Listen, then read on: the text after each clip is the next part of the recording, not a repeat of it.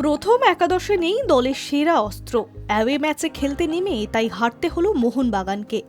ISL এর সেমিফাইনালের প্রথম লেগে দুরন্ত লড়াই করেও শেষ পর্যন্ত জিততে পারলেন না শুভাশিস বসুরা।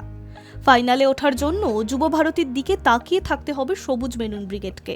তার মধ্যে নেই দলের দুই সেরা অস্ত্র মনবীর সিং ও আপুইয়া।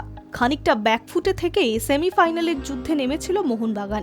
জামশেদপুর যাওয়ার আগে কোচ মলিনা জানিয়েছিলেন আইএসএল এর কাপ জেতার লক্ষ্য নিয়েই প্রস্তুতি নিয়েছেন।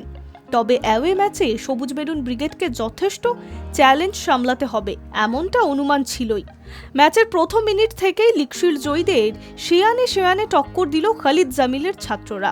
6 মিনিটের মাথায় প্রায় পেনাল্টি পেয়ে গিয়েছিল জামশেদপুর। বার্লার ক্রস গিয়ে লাগে আশিস রাইয়ের হাতে, তবে রেফারি কর্নার দেন।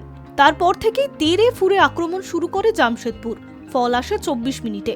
3 জন ডিফেন্ডারের অপ্রতিরোধের সত্ত্বেও সেভরিয়রকে লক্ষ্য করে দারুণ পাস দেন এজে। সেই পাস থেকে দুরন্ত হেডে গোল সেভরিয়রের। তবে 13 মিনিটের মাথায় গোল শোধ করল মোহনবাগান। বা পায়ে জেসন কামিন্সের নেওয়া ফ্রি কিক সোজা ঢুকে গেল জামশেদপুরের গোলে। চেষ্টা করেও শট বাঁচাতে পারেননি গোলকিপার। দ্বিতীয়ার্ধে খেলা শুরু হওয়ার পরে দীর্ঘক্ষণ 1-1 ছিল ম্যাচের ফল। ম্যাচের একেবারে শেষ দিকে সংযুক্ত সময়ে জয়সূচক গোল জামশেদপুরের।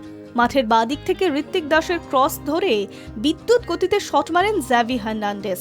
ওখানেই ম্যাচের ভাগ্য নির্ধারণ হয়ে যায়। তবে হারলেও ফাইনালে যাওয়ার যথেষ্ট আশা রয়েছে মোহনবাগানের। ম্যাচ শেষে কোচ মলিনা জানিয়ে গেলেন টিমের পারফরমেন্সে তিনি খুব খুশি।